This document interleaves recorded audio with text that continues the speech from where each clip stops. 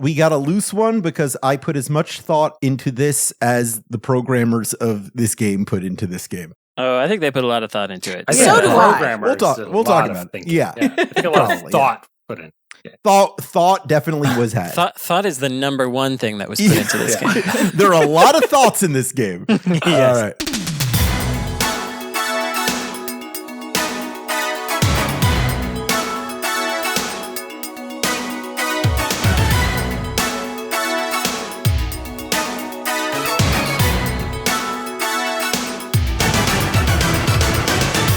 Oh, there go all my bones. This is episode 423 of Insert Credit, where our panel of video game experts addresses a series of questions designed to educate and entertain you to the sound of a horrible boner. I'm Alex Jaffe, and in my life thus far, I have broken 0 bones. I'm Frank Sfaldi, and in my life thus far, I have broken exactly 0 bones that I'm aware of. I have fractured exactly 1 ankle bone. And then I suspect that I fractured or broke a toe once and let it heal by itself. But I cannot confirm that. It wasn't x-rayed. Do you recall the incidents of these fractures?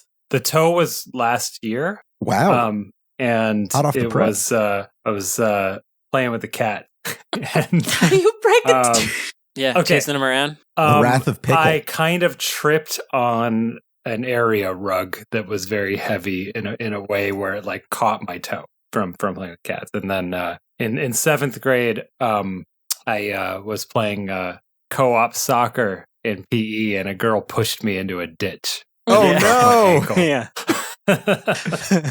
That's girls for you. Yeah, that's what they do. That's what you get for trying to explain, I don't know, Mr. Bonk to her or something. I'm Ash Parrish. Mr. Frank, Bonk. Brandon. It's a combination of 2 things. I know. I'm Ash Parrish, and my question for Frank is, what's the difference between a break or a fracture? Is there like some medical difference that I am not aware of? Yeah. Fracture is just kind of is more like a crack than a go all the way splint. through. Got it. Yeah. Okay. I'm Ash Parrish. I've broken 0 bones, and I'm deathly terrified of the pain that breaking one would inflict upon me. Real swollen and purple is my experience. Yeah. I'm Brandon Sheffield, and do teeth count? Are teeth bones? Do teeth count as bones? It's a good question. Oh, man. I think it depends who you ask. Well- I'm pretty sure like a bone doctor or a mouth doctor would probably say, no, Yeah. this is why teeth It's aren't probably bones. some other sort of thing. But anyway, I've broken It's a probably tooth. academic. Well, this is what I was trying to explain to that girl in 7th grade. Yeah. Don't forget, right. teeth are outside bones. And I have possibly fractured a foot bone by stepping on a rock at my mom's house real hard because I could not walk without pain for several months. Yeah.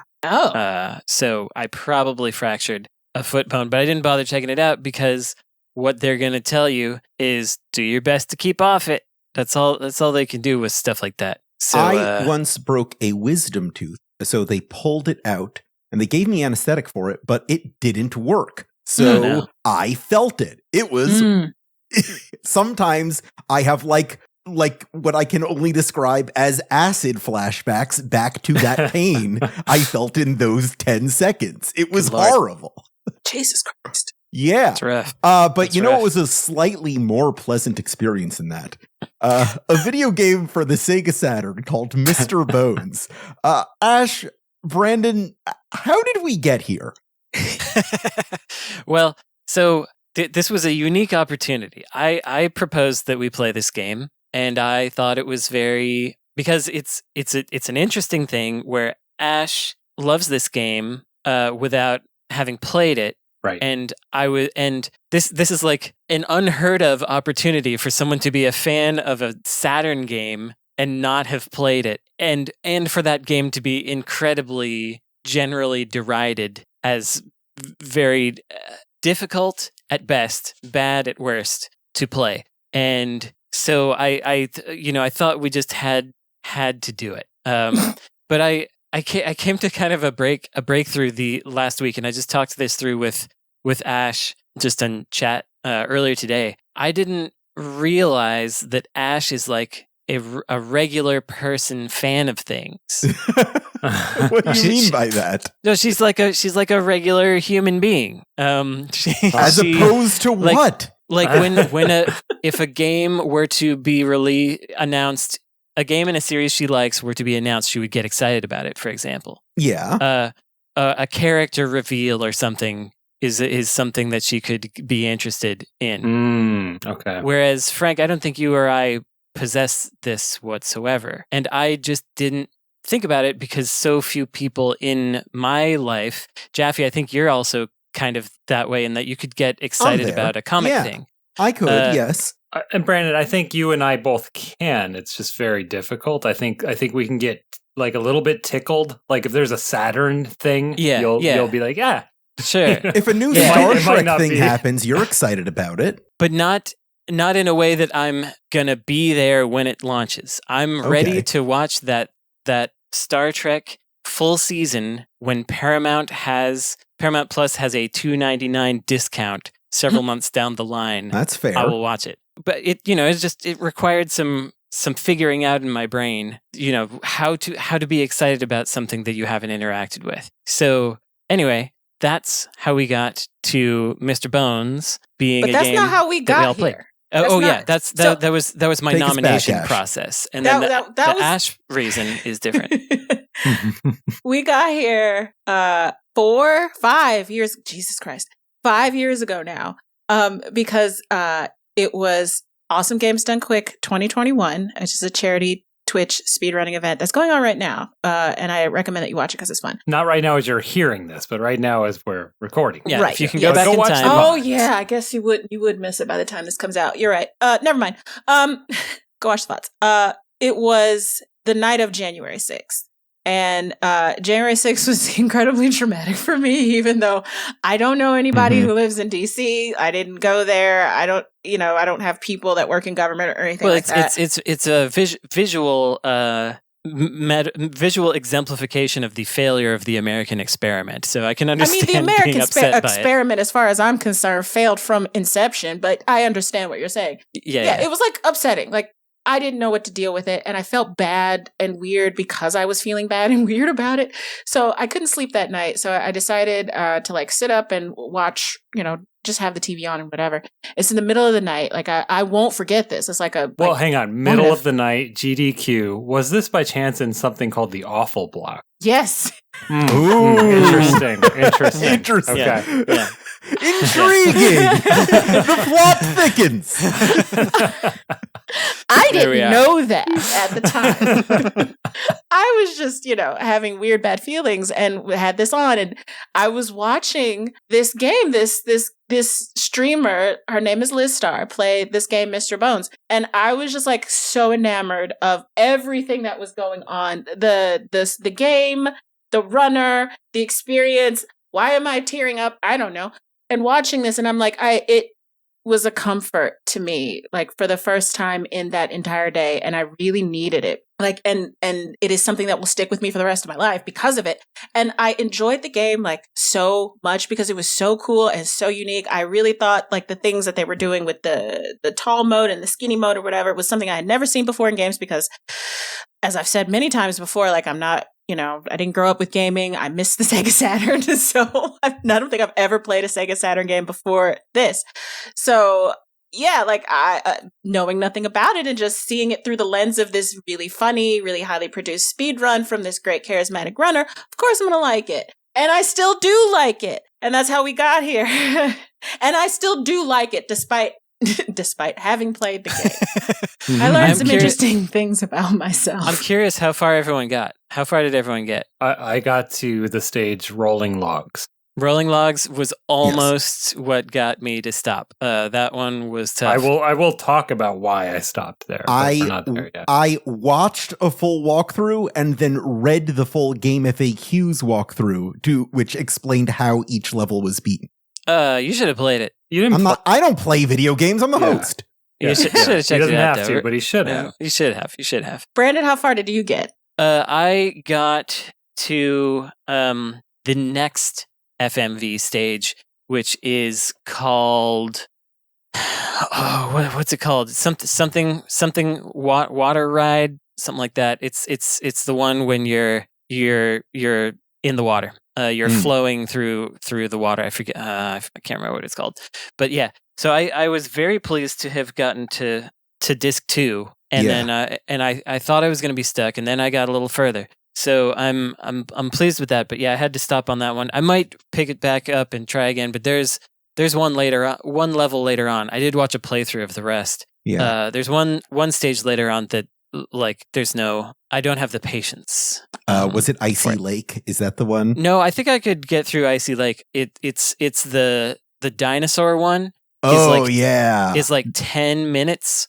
Yeah, dry mode. That one platforming. Sucks. Yeah. And it just looks like such a slog, and I'm sure I will get hit so many times. And so that was. I felt like I stopped at a good spot, but I would like to save the Lilliputians so I'll see if I can beat this water ride. Water ride, it's called. Hold on. I haven't. Yeah. How far did you get, Ash? I didn't get out of the mausoleum. Oh no! Ash! Ashley Parrish! Oh my goodness. That's the second does stage? That mean level 2? Level 2? Ash! I really try. Okay, so one of the I'm having fun. This is like I don't know why I'm like tearing up. I'm tearing up because I guess I'm like having a good time. Like this is actually really, really cool. Anyway, the interesting thing about this is that the thing that I appreciate about this experience, even though Mr. Bones like playing is a very bad game, it forced me to remember what gaming was like before I became a video game journalist, because I have become so like baby brained. I expect a game to tell me what it is that I can and cannot do. I have become so conditioned to a tutorial that if a game does not show me what I can do, I don't know that I can do it. And I had forgotten that, we got into this level of tutorialization because, by the time shit got around to this, we stopped doing video game manuals.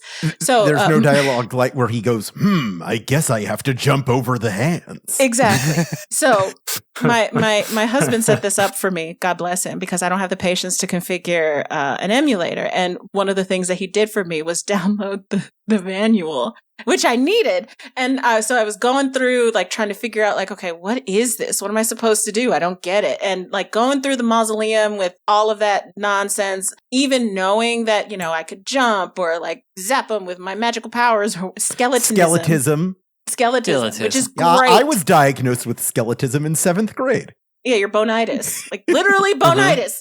Yeah. Give me a calmative. Yeah.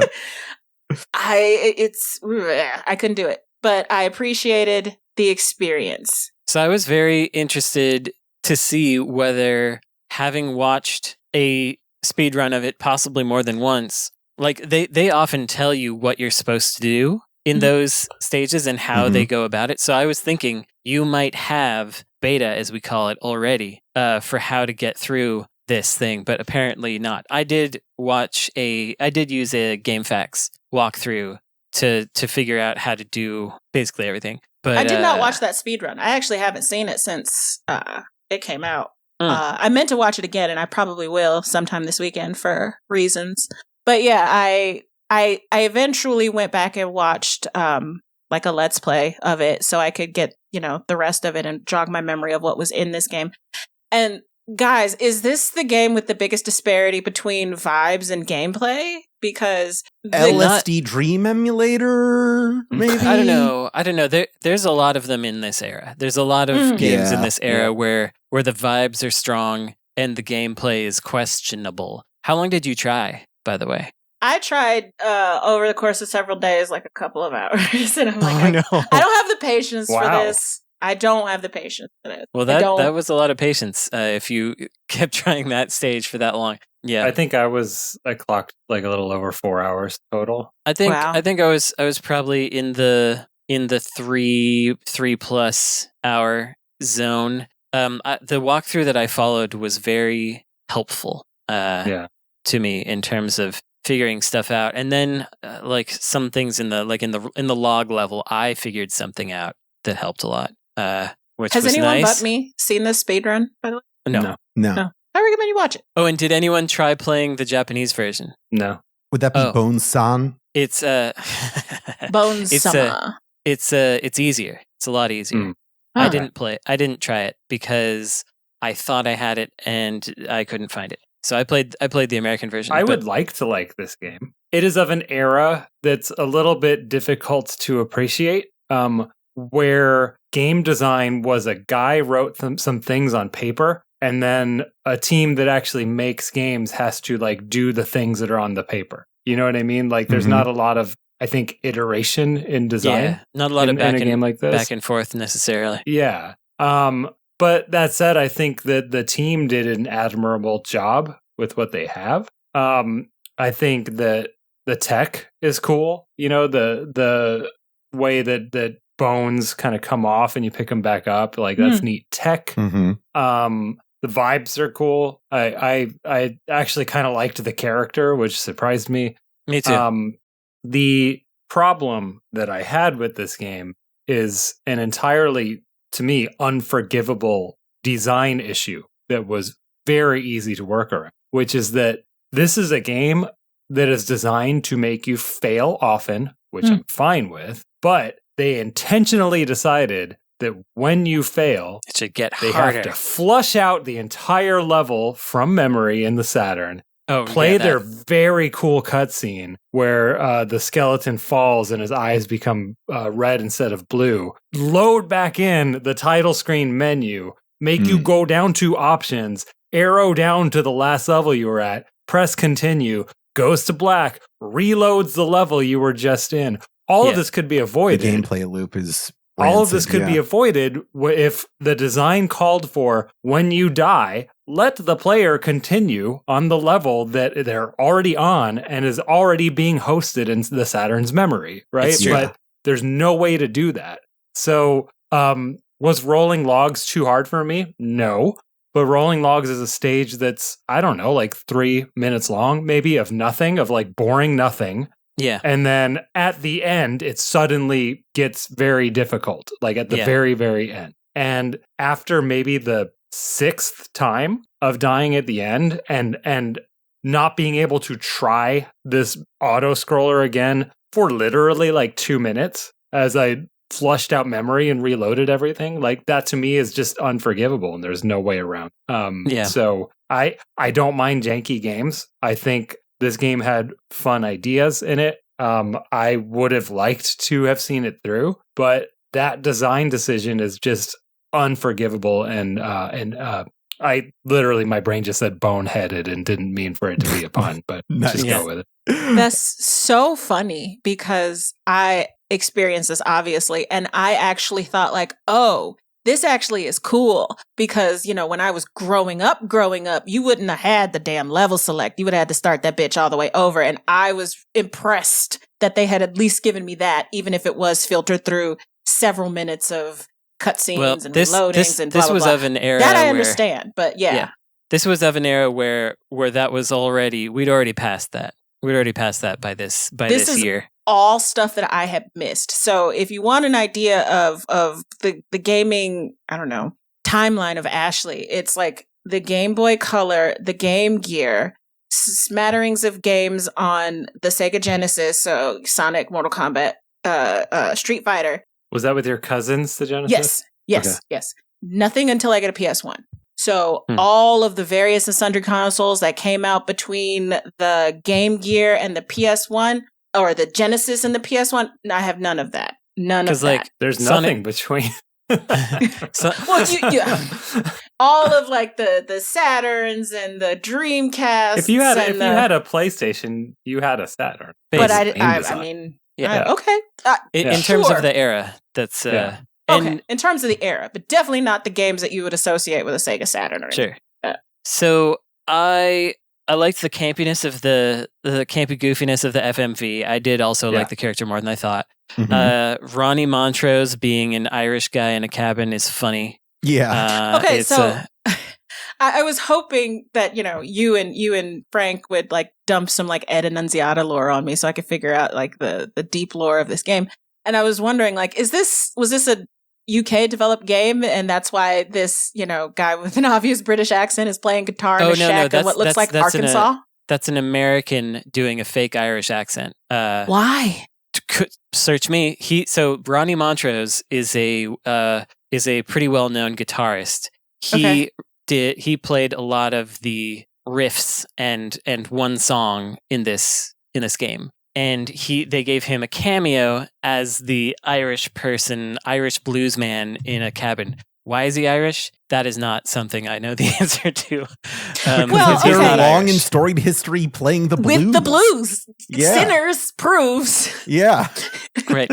Why Mr. Bones is a thing. Right. So, and I really liked the jumping ice level with Paul Penna doing vocals. I thought that was cool and kind of an early. It was sort of almost like what Supergiant did with Bastion way earlier. Because it was just a guy narrating his experience. It's a blind blues musician in real life narrating his experience with the blues while a very sentimental song plays. I thought it was pretty neat. That sounds cool. It was cool. Yeah, that's like just beyond where you were, Frank. But what I don't like, like we mentioned the stuff about how, you can't tell what you're doing. And I knew that was going to happen. So I looked at my manual. I looked at, I have my actual physical Mr. Bones here. I looked at a GameFAQs thing. Oh, something that's very funny is the first actual enemy named in the manual is the rolling logs. They're like, along the way, you'll battle rolling logs and then a bunch of other things. But they called those logs out. But another thing that was where I thought you might go, Frank, and I agree that the thing you mentioned is unforgivable, but this is a game that's hard and it's designed for you to fail. But as you are failing, the game gets harder, which is frustrating. So like if you get hit or you get trapped inside of something and hit multiple times without it making sense, you'll lose a bunch of your body parts and then you can't jump high enough to collect the power-ups that could restore you. And that's frustrating.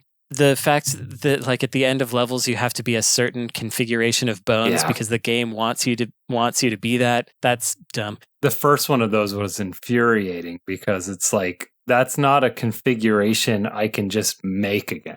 I can't explode my body and make that exact configuration. So it's like, and it was I think like left leg, right arm, and that's it, something like that. And like I just had to kind of get lucky, with like where my bones exploded out and I picked them up and like that was ridiculous. Ridiculous. My bones exploded. It's also like maybe this is a good game. And it has fun ideas. I like the idea. The hitbox is constantly changing. Yeah. Which is incredibly frustrating because so like if he had a core of him that was always where you get hurt, that would be fine. But there's a level later called Vortex where you're in a Tempest style tubey thing, and you have a very difficult control method to try to avoid obstacles and collect your bones. But the more bones you have, the wider and weirder your hitbox gets, and it starts to become really difficult to tell. I mean, it's very difficult from the start, but even more difficult to tell what you can collide with and where and when that can happen. Sometimes you just get stuck inside a bad guy. Sometimes your beam doesn't work. Like if you have jumped or something within the last couple seconds, within a certain time, your beam won't work. And so like if you need it in a clutch, it won't. I spent actually 15 minutes. There were 2 jumps that I spent a really long time. One was on the first stage. Basically, anytime you have to jump and hang and then climb up, and which Ash has never even had the opportunity. Ash has never had to try to do. No. So I think it was the 3rd level and like the 7th or something. But you have to. I can't even remember exactly how to do it. But you have to jump and then like hold up and jump again. Yeah. But then you have to let go of jump after that while still holding up, so that then you will climb up. And that you hold. So you jump while you're midair. You press and hold the jump button while you're over something you can grab on, and he will hang on it infinitely. But you have to also hit up. Well, no, he'll just hang. Oh, will he? Without hitting up, I think. And then you hold up for him to climb. But I'm saying that with confidence, but in practice, I don't get it right.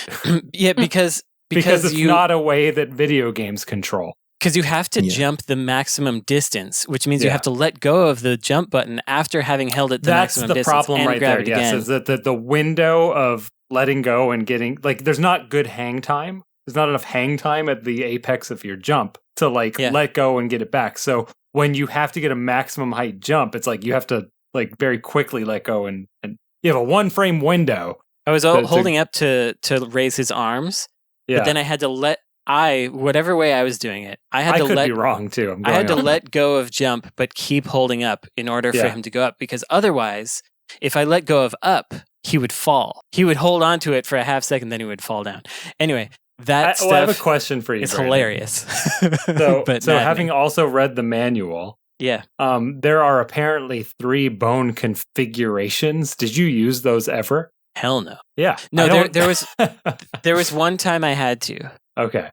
Oh, I remember. I was looking at the GameFAQs thing, and it was I think turning into a specific bone configuration and then disassembling made it easier to get the right configuration to leave the level. Okay. So the thing I was just talking about, like if I configured myself as Daddy Longlegs or something. Yeah. And I watched a long play of it where the person was like getting all the power-ups, whatever with the little blue rotating skull things and whatever. And they turned into the long guy and bent the head in there into this little crevice to get the blue thing. I guess that's what you could use it for. I don't know. Yeah, but it was pretty much otherwise not needed. Or maybe I also used it to like get up a jump, something like that. But otherwise, no, I never used it. It was a neat idea that they just never did anything with whatsoever. Yeah, I agreed. But all the regular platforming levels were annoying, but in a fine way, where it was like, I can do this. I can take care of this because it's platforming and zapping a guy and being careful. I like being careful in games like that. I like slowly advancing the screen, making the stupid enemies spawn where I want them to. The bats, getting all those stupid bats and being like, okay, you guys are all dead now, so now I can figure out how to jump over here. I'm totally on board with being methodical and having to be a perfectionist with these slow platform games. I was good with that. I was having a good time on those bat levels. I am a bull in a china shop. I hate that shit. You brought up Tempest. You brought up like the interesting ways you can play a platformer slowly. I want to know, like, what are the good versions of the ideas presented in this game? That's interesting because the prevailing thought that I had in the little bit of the game that I played is like, I would like to remake this game with better platforming, but keep all the FMVs. Like all you of didn't that get extra. to the game. Yeah, you got fair enough. Fair enough. But I want to great idea, terrible execution. I want to execute better. Right. I think there are a lot of neat ideas in here. Like I remember the drum sequence and the guitar sequence and maybe the logs from a demo or something. I remember playing a demo and failing at it so miserably that I was like, this game is impossible. And so I was happy to defeat those this time now that I understood how to play them, and I thought they were neat. And I think it's a neat idea to try to do something different with almost every level, if you can do it well, which they couldn't. Some games have done it well, but it's always, you wind up with a lot of mediocrity because of time. Like it's hard to make all the mini games, all the configurations good. Like Vector Man 2 did some okay stuff with that. Well, what Mr. Bones did really well with that is that, I mean, other than the guitar stage, they all had continuity. They all had the same kind of essential gimmicks and mechanics, right? Oh, you never got to the joke telling stage. Well, correct. But I'm talking about in the stages I was in it. I don't understand. The guitar stage is really stupid, by the way. Like, let's just get that out. The guitar stage is very stupid. You just press whatever button you want, whenever you want, until it's over. Well, that's not true. You do have to be on the beat. You have to be on the beat, and that's it. And that's just, it's very, very simple. Like jazz. Or the blues, I guess. The drum one... They're not on beat on jazz. The drum one was tough because earlier, like in my youth, because I did not understand what was happening whatsoever. And the drum one, it turns out all you need to do is hold in the direction where the drum starts to flash, Like jazz. just like jazz. And then when the next one flashes, you have to hold in that direction. I just had no. I think what Ash wants. I thought it was like is Simon, but it isn't. An Arzette the Jewel of Faramore, but for Mr. Bones. For someone I don't to go know what that is. That I don't know was- what that is. Frank Cifaldi talked about this game a lot a few months ago on Insert Credit, if not a year It's ago. true. Like the modern tribute to the Philip CDI Zelda games. Yeah. Like someone with a fondness for that aesthetic, remaking it in a way that's actually playable. Two Bones, I'm- Too Furious. I'm now going through Moby Games looking for the voice of Mr. Bones because he He sounds played a cop in an episode Yes. of Seinfeld. He's the one where Jerry gets his purse stolen and he has to tell a cop that his purse was stolen, but because he's a 90s guy, he can't call it a purse. Oh, is it that episode? That's Yeah. interesting. He also the Merce. He also sang the theme song of Mr. Bones. The voice actor did.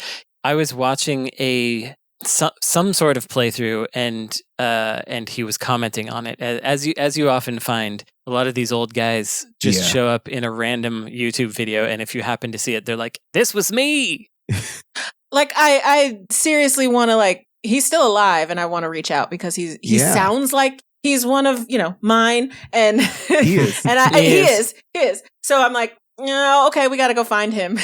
Yeah, go get him. As you know, I He's- have a unique he's out talent for there. that kind of thing. Yeah. He's out there. So yeah, is it inherently a bad idea? Back to your question 10 minutes ago. Mhm. I don't think so. But I do think it's very difficult, and I think a variety game lends itself better to a party game scenario than a continuous narrative. Because in the modern world, you would want to tutorialize it every time, and you would have a tutorial every 5 minutes, Yeah. and that would be a problem.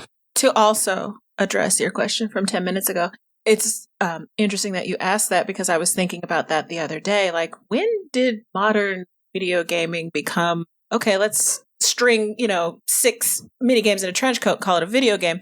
And I don't remember what the game was, but I was watching some kind of retro, always on, stream of like a very old game from like 1980 or whatever. And I don't remember what it was, but I remember it was like some kind of like foundational game, like, Mario or something like that. It wasn't Mario, but like, it was something like, oh, we've done this forever. So I don't know. We had a period where it was like, narrative games or like games that just had like one thing that it did. But then I'm looking at this one other game from like however many years ago. I'm like, oh, we've just done this all the time. So I felt that my thinking was anachronistic, I guess. Well, a lot of arcade games would do like a lot of arcade cabinets would do that back in like Bonus the early stages. 80s and stuff. And well, bonus stages too, but sometimes it would just be like just completely changing the gameplay one level to another. Like Crawl, I think was like that. Yeah. Yeah. But yeah, I think game designers and programmers have always wanted to make this kind of game. How many It was just- ideas can we fit in here? Is Right. like very, Contra comes to mind. very common and relatable. Well, and it just wasn't until the CD-ROM era that they could finally fit all their ideas into one Yeah. piece of media. The pinnacle of gaming. We'll be right back after a quick break. Oh yeah, Frank, you didn't get to do Big Bones. Oh, Big Bones. Big Bones that's is a where good one. you're bouncing. He'll get there. It's just not there yet. Yeah, that's the most Mr. Bones level. I'm not going to say best because it's impossible to say anything in this game is best, but it's Yeah. the most Mr. Bones. So you are as Mr. Bones. You're using your own skull to bounce yourself toward your bones, but there Okay. are other skulls that aren't yours in the way that you can. Yeah. Some of them you can get rid of them. Some of them you can't. And And you guys didn't like this game? but it's funny that when you get a bone, what happens is you zoom back out away from the skeleton that you were bouncing on top of, and now you have a new bone. Yeah. And now it zooms back into the small you on top, like with the new bone on top of your skull again. It's a trippy little. It's basically Shadow of the Colossus. Is what That's what I'm saying. Welcome back to Insert Credit. Sorry. I think the reason Frank didn't like this game is that it's just inherently against his religion, which has 3 tenets, one of which is to avoid skulls, the second of which is to kill the wizard every time you see him, and the third of which is to touch all booty. Yeah. Right. Yeah, that's true. Yeah. Then You gotta avoid skulls. That's number 1. That's right, number and one. then there's no opportunity for 2 or 3. Right. Yeah. This is hardly a video game. I know. Right. Well, like I was trying to explain, this water ride level. Yes. Yeah. During the break, folks. During for those the just break. tuning in. During the break. Brandon was starting to tell us about the water level. What was it called And again, how it was Brandon? annoying. It was called water ride. Water ride. So take it away, Brandon. Tell us about water. Thank you. Thanks, Frank. So you can't just control yourself. You're avoiding cave walls. You're avoiding obstructions that come toward you as well. And they changed the movement so that up and down are now reversed because it's like behind the skeleton. So they're like, okay, it's like a plane. Let's do that. Okay. So in addition to having to avoid everything, there's just so much stuff to avoid, and you can't really tell when it's interacting with you because it's FMV. There are also currents that push you different Like the directions. Yeah, just little fruit being thrown at you from the side. There are water currents that push you around, and so in addition to just fighting the controls in general, you're also fighting against the game arbitrarily moving you without any visual indication of it. It's rough. And then the next one, which I did not get to, you're being held by a T-Rex that turned into a pterodactyl, and so your body is dangling down from these pterodactyl arms. And you can only vaguely move it, and you're taking up like 40% of the screen, and you have to dodge things. And you have to run through a bunch of stained glass, which hurts you, and there's no way to avoid that. Good. Yeah. Good. So it's pretty cool. That sounds pretty great. cool idea they had. Sounds really good. Yeah. A lot of ideas. Lots of ideas. Yeah. They call it the House of Ideas. I've got a question from a listener by the name of Brenton Woodrow. Brenton Woodrow is one of the patrons who signed up for the newly revamped and revitalized patreon.com/insert credit, where there are a whole slew of new features and surprises for you that's all laid out over there. There's a lot of cool stuff to check out. One of which is, as always, access to the question form, which Brenton Woodrow accessed at a point, which will soon become clear, when he asked, which Saturn or Dreamcast game that never had a sequel is best suited for a sequel in 2021? 2021, that's when you watched your Mr. Bones. Yeah. Ash. So it's perfect. Mr. Okay, Bones. I'm Burning having a hard Rangers? time coming up with some of these. Burning Rangers could Burning work. Rangers would be good. The Magic Knight Rare Saturn game would be really cool to have a sequel to. There have been other Magic Knight Rare games, but not a sequel to that one. Sonic R. Sure. Could But have only one. if and only if they could get the same music team. I mean, Richard can't you Jakes. say that those Sonic racing games they make now are sequels to Sonic R? I can't. Because you're not running around as Sonic and you're You not aren't. exploring. No, it's true. Yeah. It's gotta be a foot race game. That's right. It's got to be a foot race, and there's got to be stuff that you can do that doesn't have anything to do with winning the race, in my opinion. And there's gotta be a soundtrack with vocals that have absolutely nothing to do with the game. No, they have something to do with it. I Okay, think on a I've very superficial level. very yes. superficial. I'm sure I've told this story before. Yes. But all of the lyrics, Ash may not know this. All the lyrics were written based on. So Richard Jakes was the composer. Sega sent him the names and one sketch of each stage, and so the one that was like one was a power station, and so that's why he was like, work it out, make it. He was like, okay, it's about working. There's a This is cityscape. adorable. In the city, you gotta Oh fight my to survive. You gotta keep the dream alive. Yep. So that's he was just like writing about what I see. Yeah. And that was pretty good. Yeah.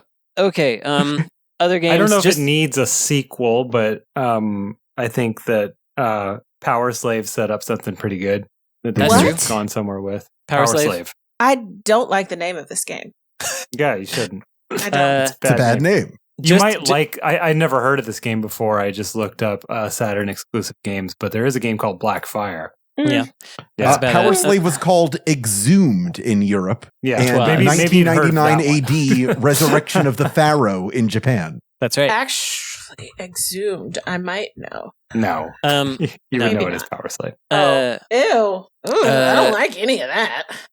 It's just a Doom. It's a Doom clone. I see that now. But it's Metroid-y Doom. Yeah. It's Metroid-y Doom before Metroid Prime, and it's pretty Indeed. cool. Yeah.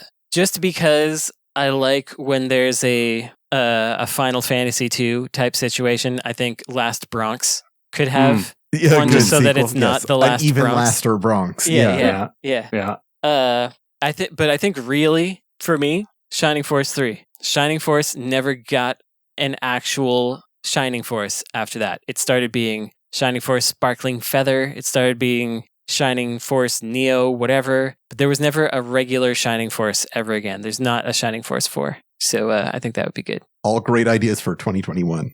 I feel like a Panzer Dragoon Saga sequel could actually work. Oh, yeah.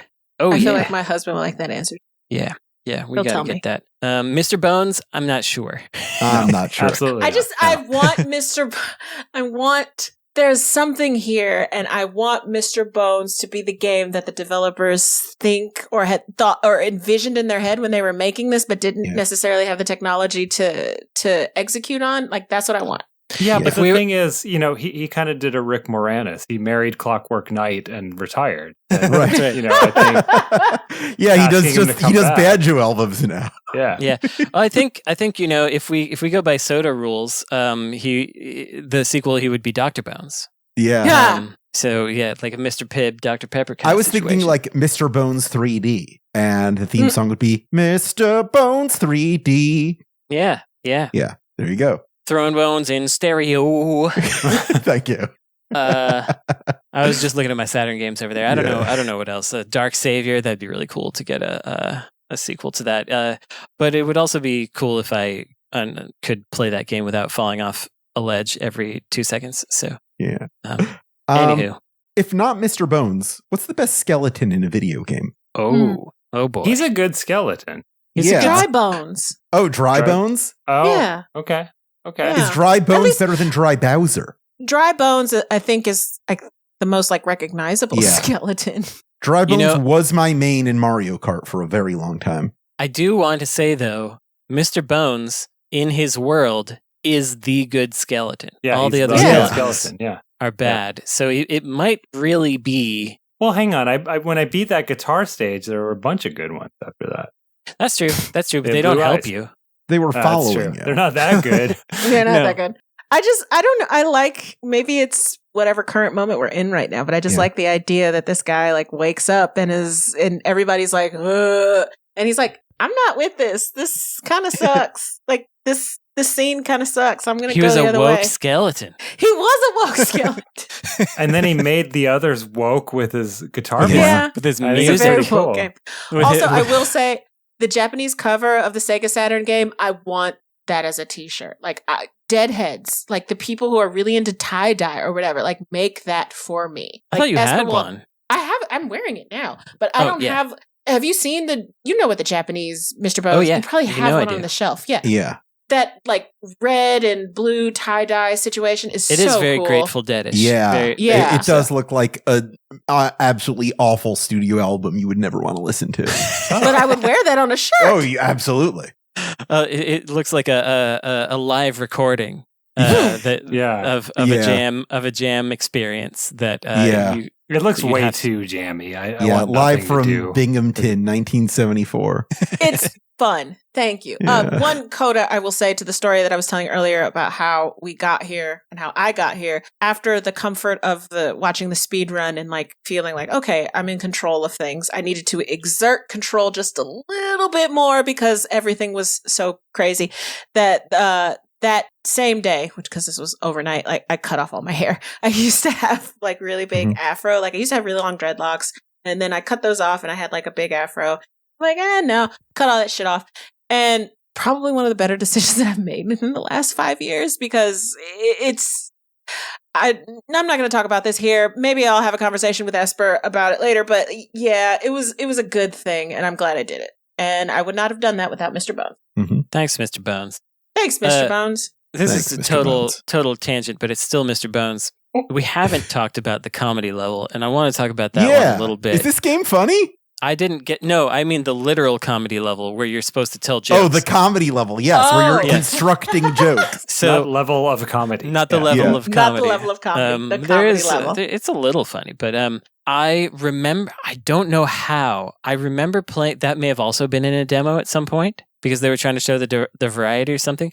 I remember interacting with that, and there's no way I played until that point at any time in my youth. Yeah, it's one of the last levels. It's like the second to last level in the game. Yeah, had to have been a demo. You gotta save something that good for the end. That's right.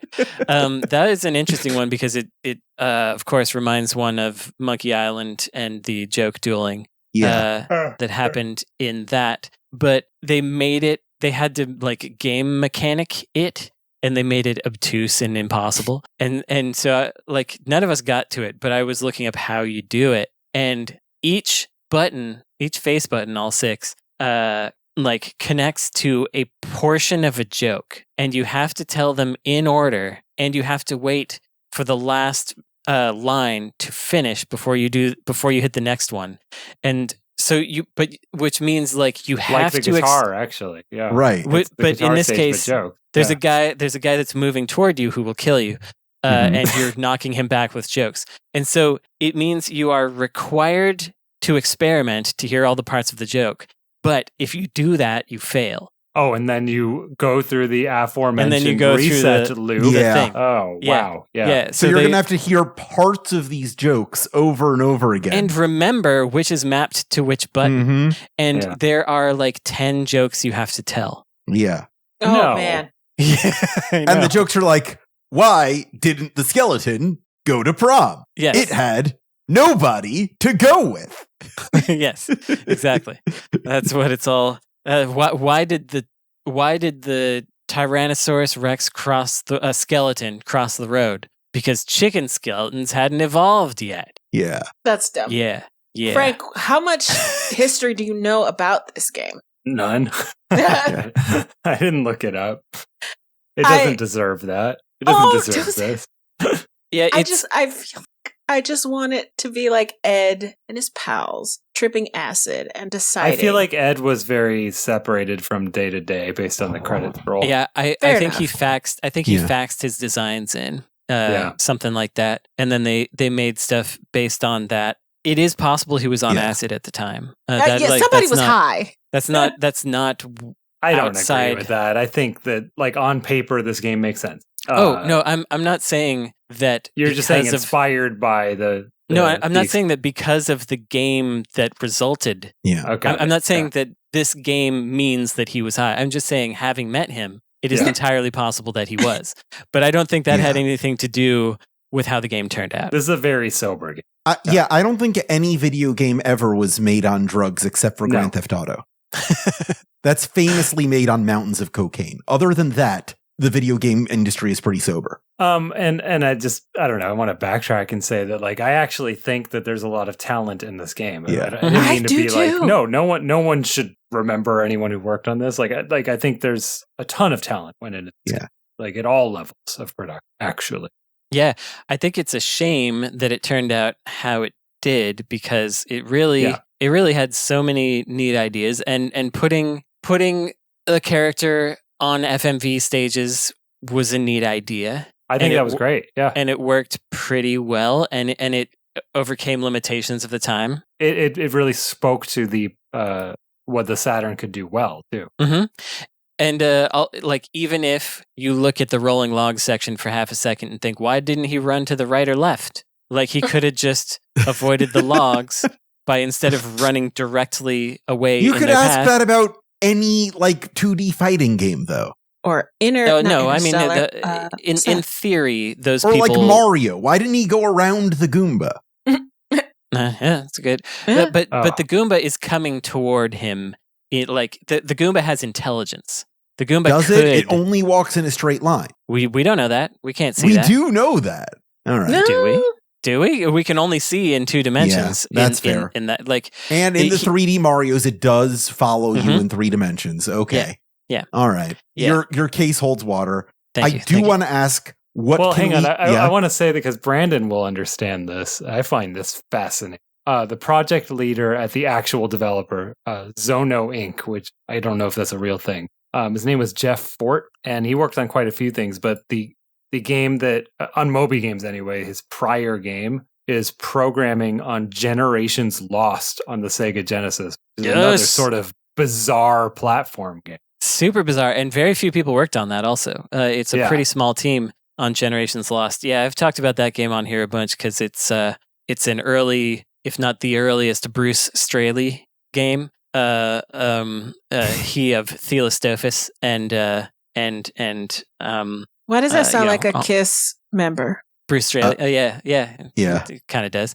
Brandon, did you see that I posted the untouched background photograph from the cover on Blue Sky? No, of Generations Lost. Yeah, dude. Show it to me. Yesterday. It was literally yesterday. God darn it! How did I miss that? Oh yeah. Wait, as Frank says, revealing ads thought to be lost due to cropping.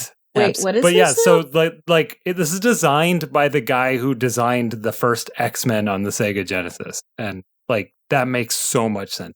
Mm-hmm. Like it's just kind of a weird platform game. Yeah, and he's a programmer. He's a programmer designer who makes weird platforms. But before we get to our final thoughts on Mr. Bones, I do want to ask, what can we learn about the blues from this video game? They're a feeling, baby. Yeah. I think if you do play that level or watch someone play that level, where Paul Penna is pontificating about the blues, so here's what my best compliment I can give Mr. Bones. I was playing that level, and that level is actually one of the easiest in the game. It's kind of hard to lose, and it just takes some time, and you eventually jump up to the exit. The whole audio sequence is 5 minutes long, but it only took me like 3 minutes to beat it. And so I went to YouTube and looked it up so that I could hear the guy's full monologue and conversation about the blues and what it means to him. And then looking it up and realizing that it was spoken by a blind blues man. A blind blues white guy. No. He wasn't. What, no, the person doing this monologue is a black man.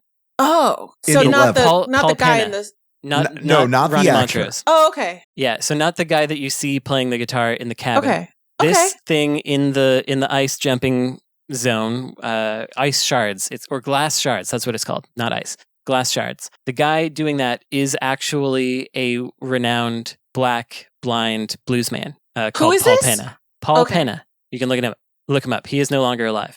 Okay. Anyway, the fact that was intriguing enough to me to look it up and listen to it, and the game has some real experiential stuff to it, and that particular sequence is designed to inform you about the blues. So many things you can learn about the blues. Exactly. Paul Penna wrote Jet Airliner for the Steve Miller Band. That's pretty cool. He did. I learned that just some blues noodling over a forest stage works for some reason. Yeah. I don't understand why. Like the loneliness of being in like this forest with bats and just some blues guitar noodling. It worked for me really well, and I couldn't tell you why. I would not have made that call. It was that 90s style of not just guitar playing, but tone that we had in, for example, Sonic CD as well, where it's not exactly blues.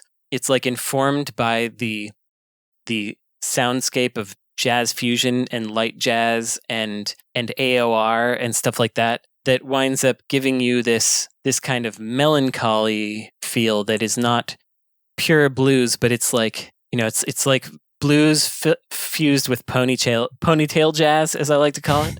And it just has this kind of wistfulness that is simultaneously fabricated and very genuine.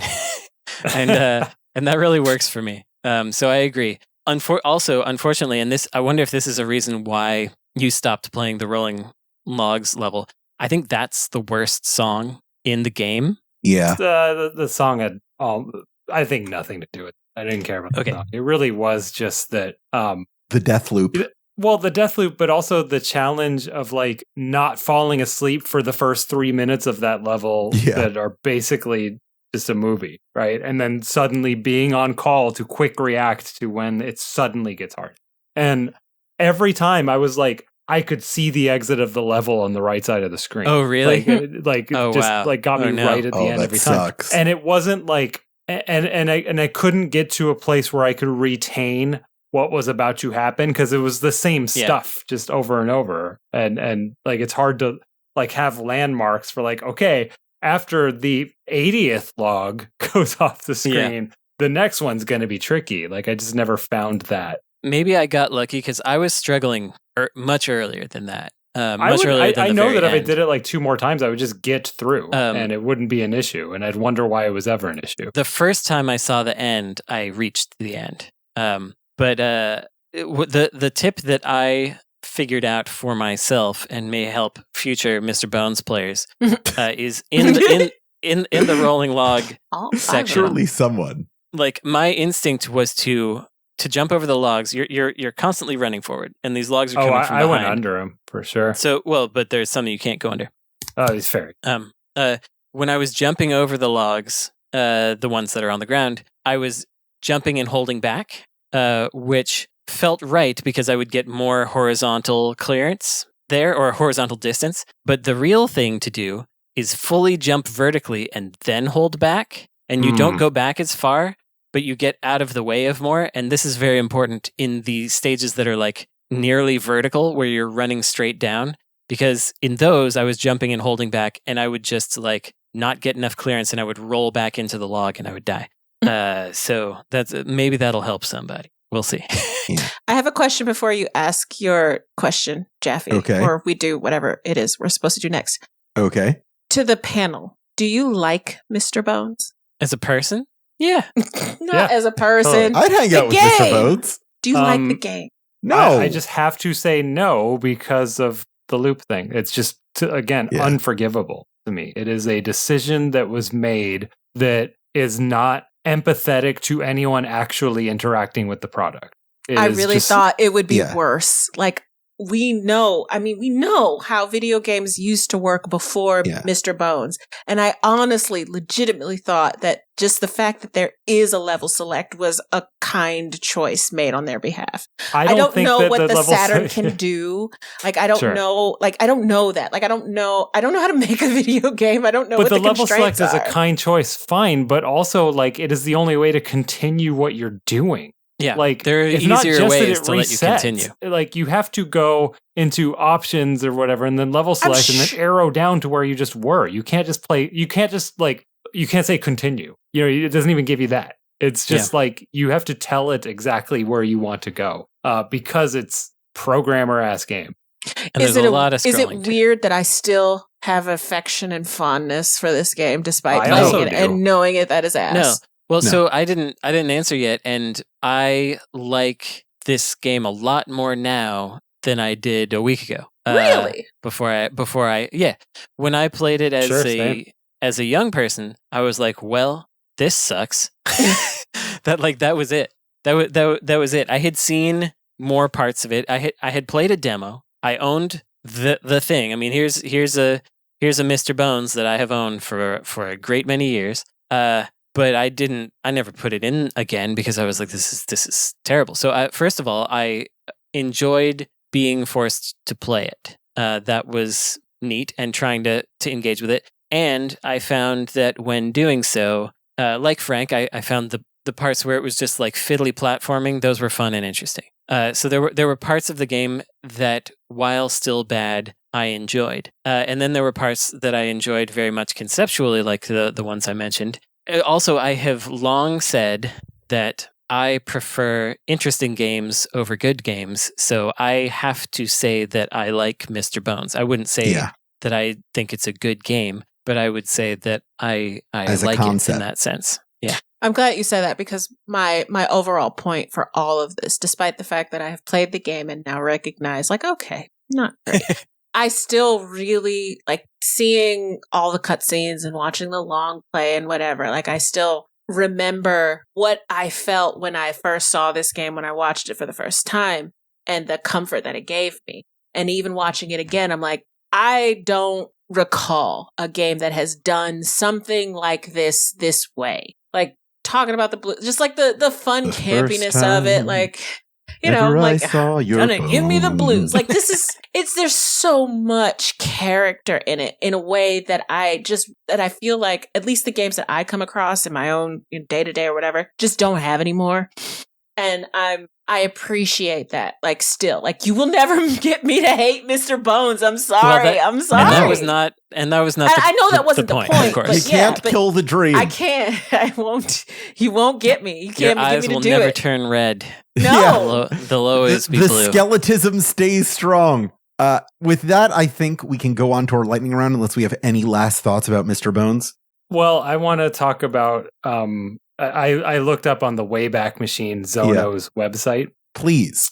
Brandon, I'm going to tell you some games that Zono worked on. Okay. All right. Let's remember some games. And I think you'll just nod and go, right?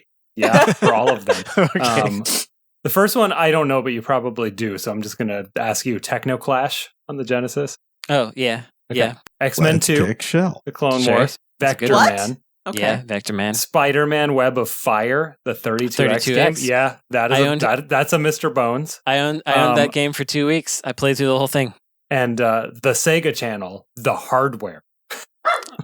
Oh, wow. Yeah, so this is totally like a... And also the guy who ran the studio and designed Mr. Bones is a hardware guy.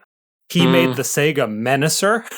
Nice. And a common development kit for the system. So this is totally a Sega of America regular contract developer. Yes. Yeah. They're like, please come in and do X things. Yeah. And if you've ever seen this like really ugly Nintendo 64 game that never came out called Freak Boy. Freak Boy. That was also God. Freak Boy, huh? Yeah, never finished. I'm not familiar with Freak Boy. I just looked up what the Sega Menacer is, and that's a thing. Yeah. That's a Mr. Bones gun. That is a Mr. Bones gun. Web of Fire is very Mr. Bone. Yeah. Just like, oh yeah, this is a platform game by a person who doesn't really like jumping. Yeah. Yeah. So, Yeah. Mr. Bones like? Yeah. And Bones Web of Are Fire there any also- contemporary games that are Mr. Bones likes? Oh God, I'm there's sure. probably like 500 indie games that are Mr. Bones like. What are you All going to say, right. Brandon? Generations Lost, he specifically was the project lead. Well, I had a couple ideas for a lightning round, but none were better than the one that was suggested to me by our editor, Esper Quinn. So we're going to do a name design where I'm going to give you a title and you're going to tell me what that video game is.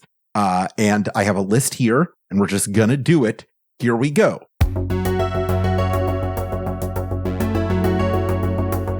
Your first game is Mr. Blood. Oh, okay. I thought it was going to be I thought it was going to be Mr. Bones levels. That was my guess. I as what honestly, these I were going to be. swear to God, I thought you were going to start naming Bones. Yeah. Mm. No, your first video game is Mr. Blood. It's a Captain Blood prequel. Anyway. yeah, I was going to say that too. It's Captain Yeah. Blood prequel. I said it was a Cells at Work game. Okay. Sure. I like that one. Mr. Muscle. Most of those cells were ladies, though. So? It's a dating game. You're dating the Mr. lady Muscle bloods. is Cho Aniki. It's Yeah. are we all familiar with Cho Aniki? No, but what's the... I Mr. might Muscle's be. marching, whatever. Is that the one you're thinking Mr. of? Muscle's Majestic March. Yeah. Yeah. I The like that. Japanese guys that go like... "Rrrr," That's and- Cho Aniki. You were Yeah, on that's the Cho Aniki. same page. You know, the little... Okay, Yep, good. that's Cho Aniki. Good. The You're right the there. Muscle Boys shooting game. Yeah. Mr. Skin. No. Wait, wasn't that a website? It was, yes. It's It's the website that gives you the time codes for nudity in movies. Yeah. That's awesome. That's also So it's not a awesome. trivia game. It's a porn trivia game. I like that. Yeah. Yeah. Not Yeah. porn, Oh, it's yeah. nudity. Yeah. No, Yeah. porn trivia game. I like that. I like No, that. it's the official Mr. Skin Yeah. game. Yeah. No. Yeah. It's a game where you're like fast forwarding through a movie and you need to stop at the exact second there's a breast. And it's like it's like a publisher that only did that game. Yeah. And they've put like they manufactured like 2 million units on like CD. Yeah. And they for CDI. they exhibited at CES. Yeah. Yeah. And there's no a one guy bought on the game. cover doing a big shrug like, I want to say In a- that I understood as I was saying Yeah. that I was actually talking about the guy who did Jerry Rice and Nidus Dog Football on. Yep. It's Judo that guy. baby. It's that guy's Uh, other game. If in a different universe, Mr. Skin would be making jerky instead of Mr. Beast, and it would be a whole. oh boy. You'd be wondering what was in Okay, there. wait. Last one for Mr. Skin. Yeah. Porn Empire Simulator. Oh, I like Okay, that. okay. Yes. He plays Larry Mr. Flint. Lungs. Oh, that's one of those like health educational Super Nintendo games where you go Mhm. inside the body Mm-hmm. and you have a Mr. Bones zapper, but it's like to clean the smoke. Oh, I like stuff it. from An inside the- anti-smoking game. While Yeah. I'm on board with this, I have to change the platform Yeah. Sure. to the Nintendo DS so that you have to blow on it with your really Oh, lungs yeah. and it checks your lung health. Yes. Yeah. Perfect. Mr. Kidneys. This is a drinking game? No. No, sorry, that's Mr. Liver. That's Mr. Liver. Yeah. My That mistake. is Mr. Liver. Mr. Kidneys is a boxing game. Yes, Yeah. it's a boxing I game. don't know why, but it's Oh, a it is. boxing That's- game. That's, Yeah, I where, like that's it. where you get hit. Yeah, you gotta avoid it. Mr. Estrogen. Wow. That's an egg game. That is. There you go. Mr. S. Yeah, it's like the Chow Garden. Yeah. Yeah. Everybody's hatching in You have different to Yeah. throw configurations. the Spiro to the eggs. That's no, it's the game where Arnold Schwarzenegger gets pregnant. Oh, yeah. Oh, Mr. Oh. Mom. Yeah, Junior? Mr. Mom, Mr. Dr. Junior Mom. Thank you, Ash. That's called growth. Mr. Lower Intestine. Has anyone seen the episode of the Good Magic health. School Bus where they Yes. go through your colon and you Of course. actually see like the pulsating anus? Yeah. Okay, I'm glad someone else did that, so I'm not crazy. Mr. Wow. You said They Mr. showed well, okay. butthole on that. Like Yeah. literally From like the inside. pulsating butthole. It ain't porn if it's from the inside. That's right. Yeah. Mr. Skin's stamp of approval. So yeah, like a Tempest game, but you're on the inside Yeah. of the intestine. No, I think you're like a gut bacteria that is Yeah. it's like a platformer where you have to like get through like the cilia and all of that Yeah. stuff to the lower intestine. I like. You can do that in bunk. All right. And finally, Mr. Perineum. Oh, the gooch. Mr. That's a porn game, Alex. Do you guys know what a perineum is? I don't. Nope, I'm looking it up. Oh yeah, it's Please, a gooch. This Please, was the no, point where I was never waiting mind. for Frank and Brandon to look up perineum.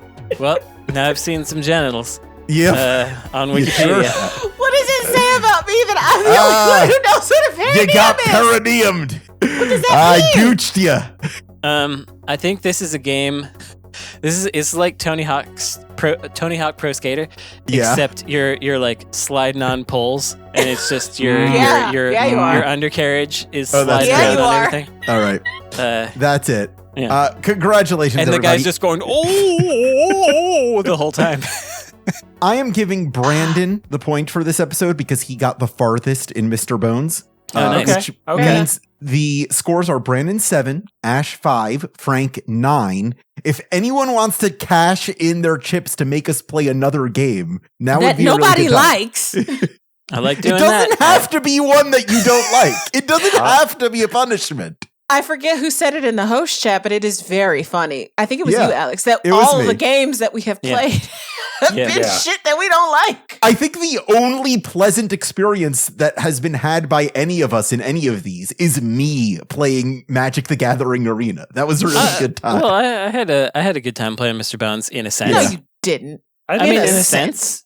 In You a had an sense, it was- educational time. Not I a mean, good honestly, it was. No, I liked it. It was, and this is maybe more damning, but I wasn't mad. I was disappointed. time. Aw, Oh, jeez. Dad. Oh, Dad. All right. Well, next week I'll we are think doing. about it, Hang on, though. before we go on to next Yeah. week, I'm still digging in because Ash asked about the history, and I'm Yeah. digging in. And Please. So the designer of the game. He is a I know this person. I have his email. I bought a prototype from him on eBay once. He just goes by Novak. I'm going to read some additional products that Novak worked on. Okay. Where is he on the Moby Games list? He might not be. But he is the vice president and designer at Zono, and I'm on the Wayback Machines staff list, and he might not have been credited correctly. He lists himself as the designer of Mr. Bones. So he designed the this is going way back, and maybe only Brandon will know this, the Captain Power interactive TV toy. The action figures that interacted with the TV. X-Men 3 Genesis, that's interesting. That is interesting. Vector Man. Yeah. Jurassic Park Genesis. Vector Man makes sense. Which one? The first one or It just says Jurassic Park it says Genesis Sega CD. So maybe it's a Sega CD. Yeah. And that one was I guess I've already said the rest, but like Freak Boy, et cetera, et cetera. But all of these are Mr. Bones games. Yeah, Vector Man is 100% the best version of Mr. Bones. Is Elder Scrolls Online Mr. Bones? No.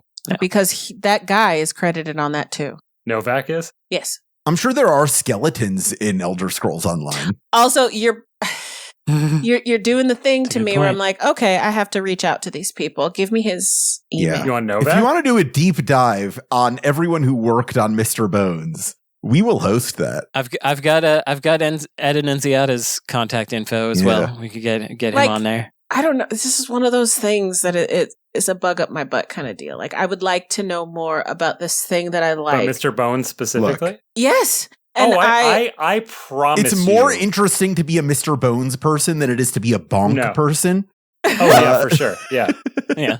Ash, I promise you that, like, most of these people would be very glad to talk to you. Yeah. Are you serious? It's easy. Because I would love to talk about Mr. Bones. These are just old guys who love to reminisce. Like you're, it's easy pickings. Like I don't know how I can Esper leverage has this. just volunteered in the chat to edit your Mr. Bones documentary. Yeah, seriously, we could just do a guide in. It's easy. Yeah.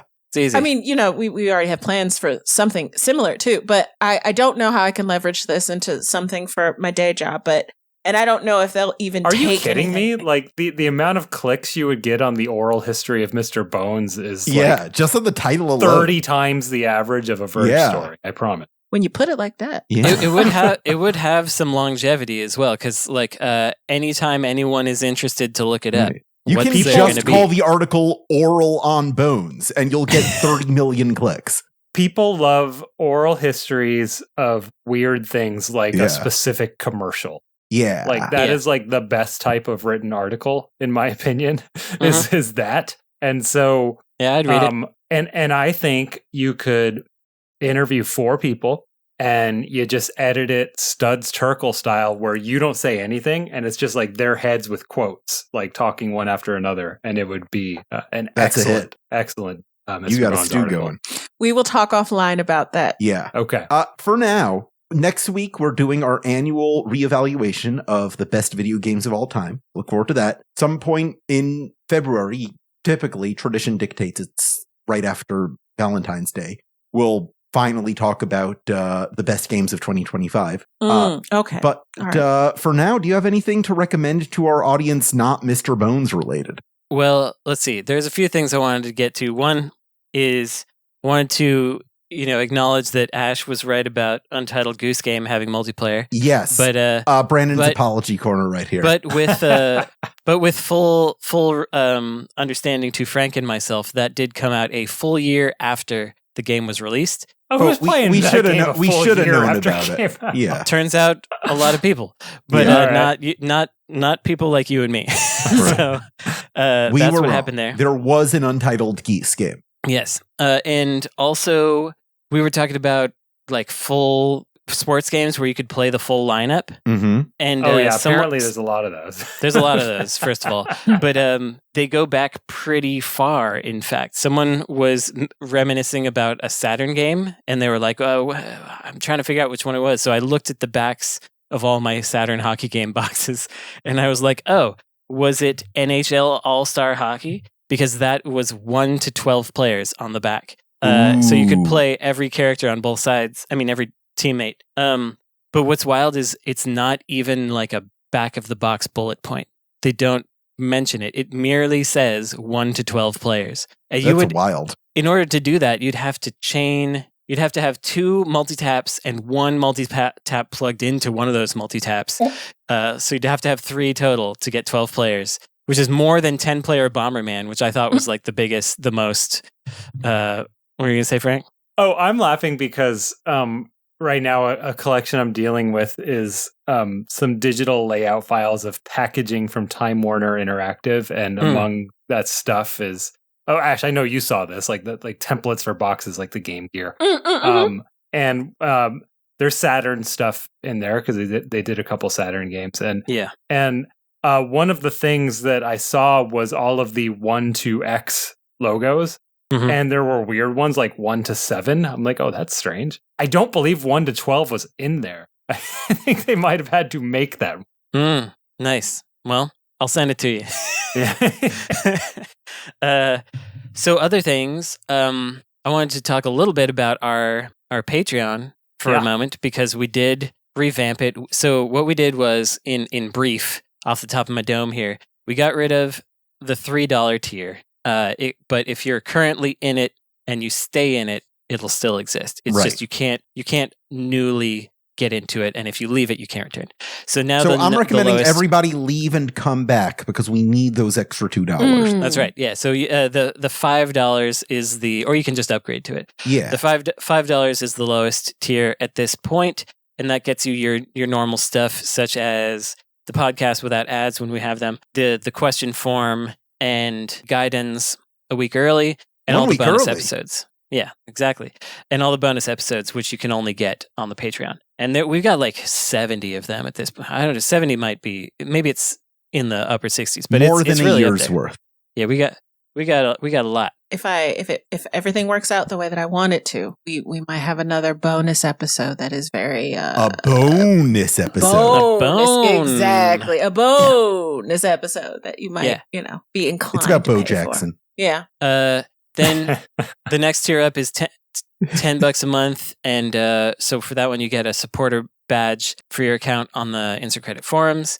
You also get to play my gacha game. You play Jaffe's gacha game, which is basically you just get a character pull, and people really like it. People love it. For $25 a month, you can actually use your pulled gacha characters in a patron-only Violence Island Battle Royale. Yeah, I like that idea. If you are at the $25 level, you will get to choose one of your guys to go fight for you in our semi-annual Violence Island competitions. And we're going to battle royale them just for the listeners, for the Patreon listeners. I like that idea. And if you win, maybe we'll like give you a special thing on the forum or something. Yeah. You get the Insert Credit soundtrack, and also Jaffe will read your Patreon username at the end of the show, which we should do starting now. So you should look up who has that, because a few people do have it. And then there's one that nobody's subscribed to yet, because we just put it up, which is $100 a month. And in this tier, you can ask me to write a list of 10 things for you every month that you're subscribed. Top 10 anythings. Oh, they get to pick? They get to pick. They get to. Oh my God. Yeah, I am going to say, if you want me to write the list, I will do that as well. Okay. You can request who you want it from. Actually, I'll commit to that. And I'll commit to it too. You in, Ash? Cool. Yeah. Yes. I'm in. Yeah. So my thinking was, if of course you could do things like you just want to know what the top 10 Genesis games are from my brain, whatever. But if you were also like, I like this band, can you recommend to me 10 weirdo bands that I've never heard of?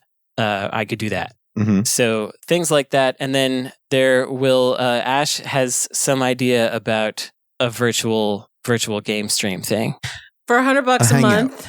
Yeah. Yes, a hangout. We can do a video game hangout. I want to do more interactive things. Like, yes, I have a small presence on the forums, but I would like to do more like live streaming things. And I like playing games and interacting with people as I play games. I don't do a lot of streaming. I did very much in the past before I met any of you, but I didn't have any kind of audience that would interact with me. But it is fun, so I would do it. I think for me specifically, I want to know what it is that not you guys, but the listeners, what do you want? Like what you want to pay for, that kind of stuff. Like what is interesting to you? Like what would you want to hear more from us? Yeah. I know that the thing that a lot of creators and a lot of podcasts do is, interactions. And I think that's something that we're working on, but I would like to, commit more to you guys. So playing games with you guys, talking about video games, the things that I do for my job, those kinds of things, because it's a little bit different from what Frank and Brandon do. So with this $100 tier, I'm making myself more available to you guys to interact and build those kind of relationships and things like that, and to talk about more contemporary things. What? What are you talking about? Whatever could you Frank, be referring to? Brandon, and do. So that's where I am, and I will be watching the forum thread for this to see what you guys have to say, and thinking about how we can make it so that you guys want to give us money. So we revamped with these things in mind. Check it out, see what you think. Yeah. I think it's already going pretty well. People seem to be reacting well to all of it. So there's that. Thanks, and everybody. Then I have some regular recommendations. One is actually they're both for Ash. They're both anime. One is called, and I don't know if you've seen this or mentioned this, but it's called May I Ask for One Final Thing? Are you aware of this one? Oh, I've heard great things about this one. Yeah. So I checked that switch when we started naming everything after fucking light novels. Like that's kind of where I checked out with anime. Like I can't do that shit. This one is we'll see how much you like it. I think it's a little more for you than me, but they don't take the premise as far as I would like, but it's basically there is a court lady who has been wronged. Okay. And it turns out she's really good at punching. Yes. And so she's pretty much on a constant quest to punch people, elite evildoers. So I like everything you've said. Yeah. So I thought you might want to check it out. And another one, I've only seen the first episode. It's called Journal with Witch. Check that one out if you want to cry a little bit. It's about If Ash wants to cry, she'll just talk about Mr. Bone. That's right. A young lady whose parents die and she has to move in with her awkward aunt. And they form a bond. And it's just a slice of life. Now. And it's very nice. So at least the first episode is. My last recommendation, sorry I have so many this week. It's just been a while. Mr. Bones for the Sega Mr. Bones.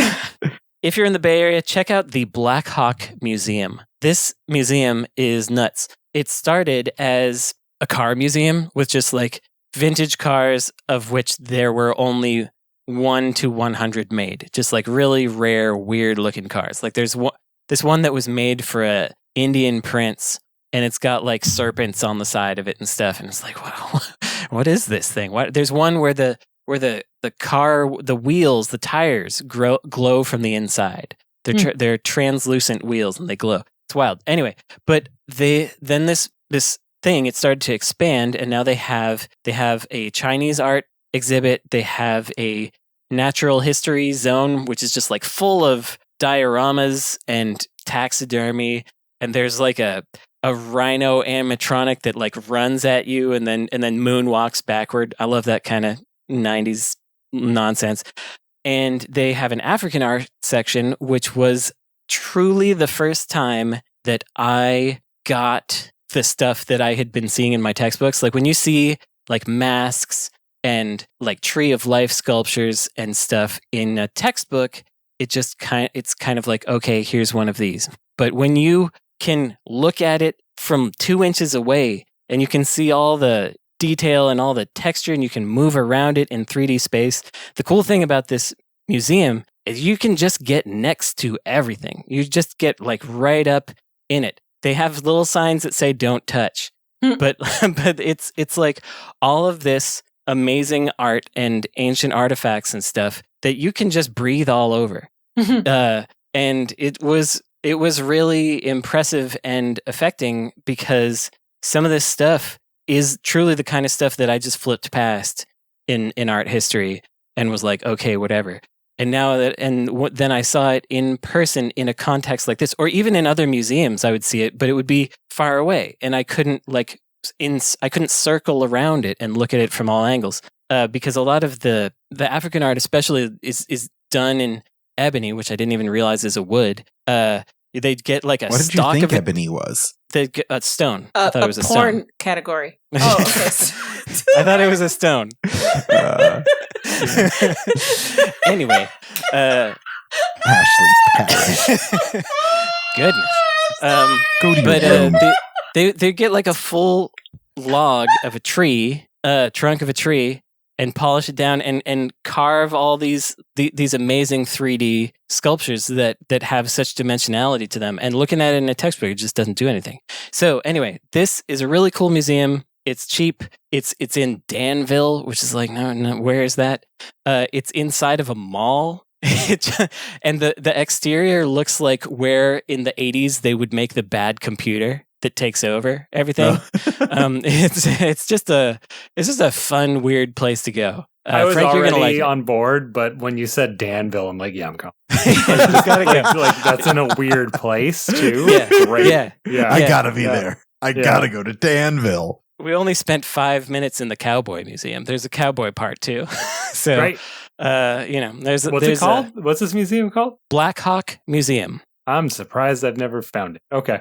Me too. 44 years of my life. I look for weird museums around here all the time. They never took me there when I was in school, but all the cool new wings opened in like 2019 and on. Okay, that makes sense. So that's probably why. They're relatively Anyway, new. All right. The end. that's my long half-hour recommendation section. Who else has recommendations?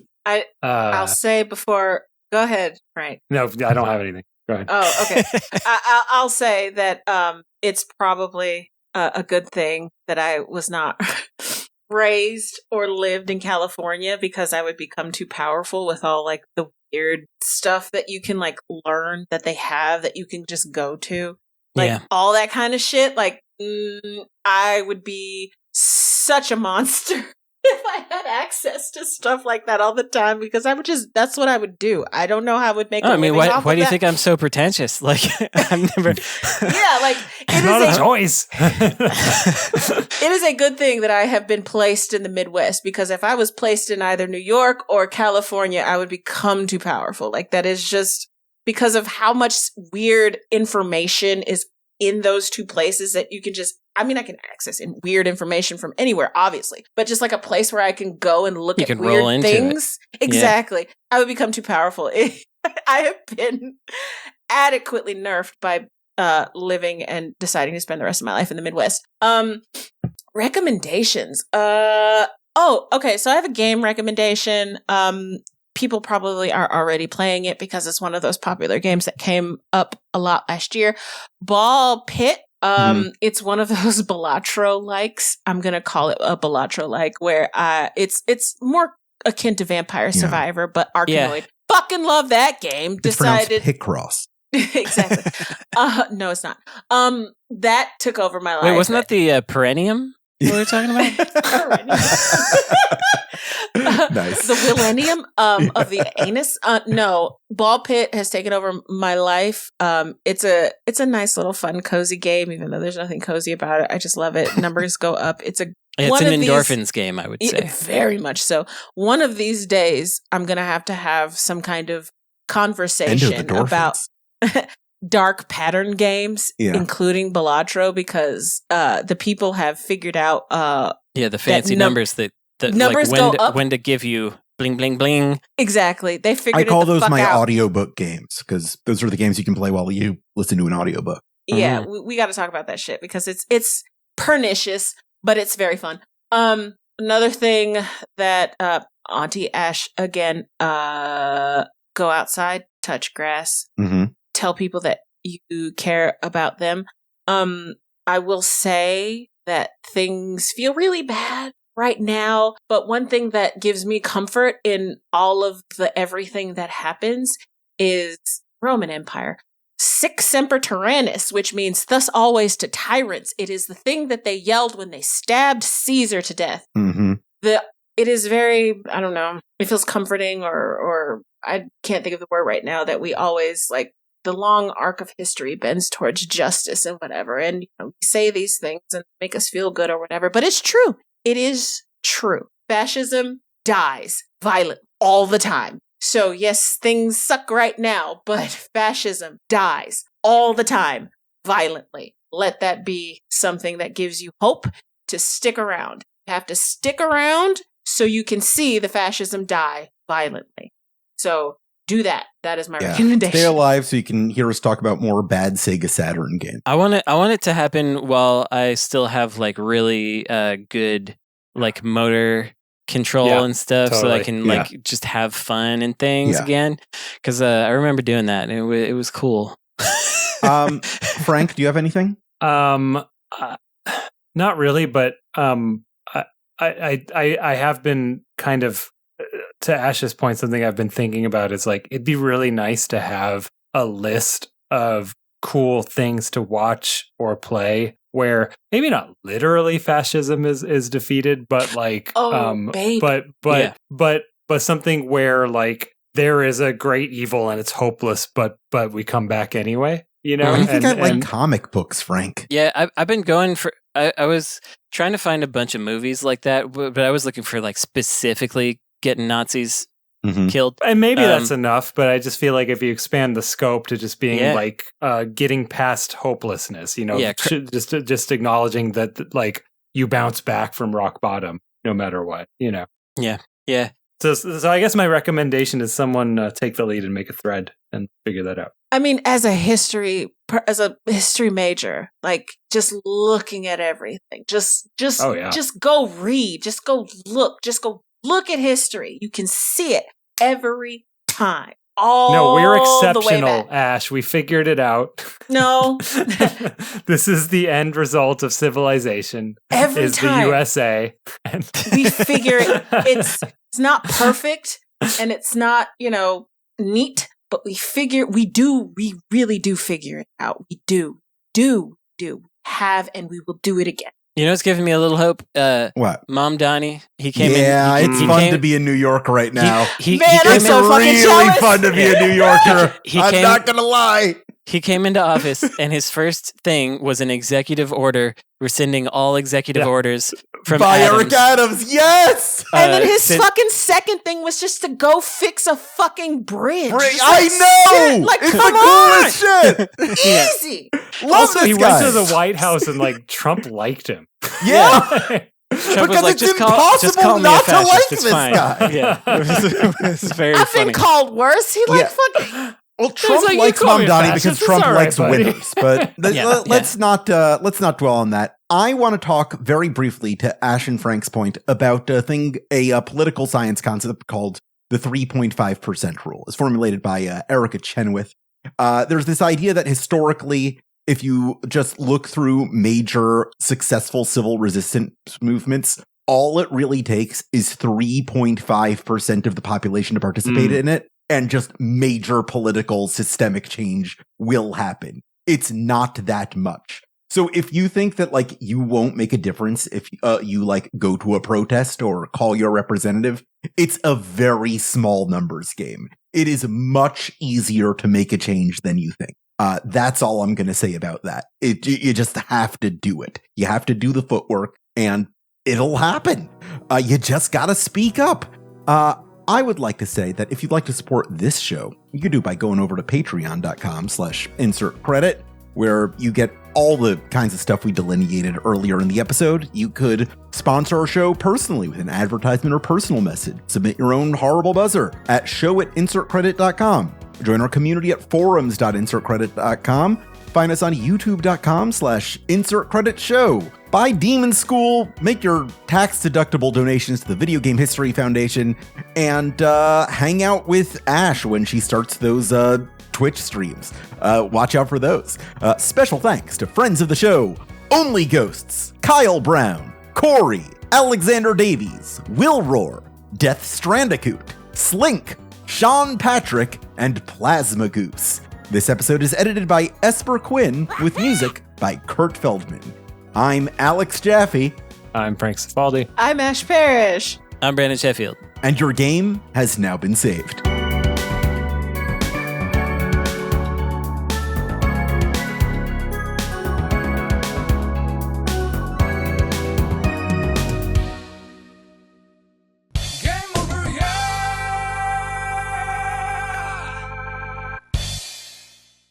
AKA Mr. Bonk.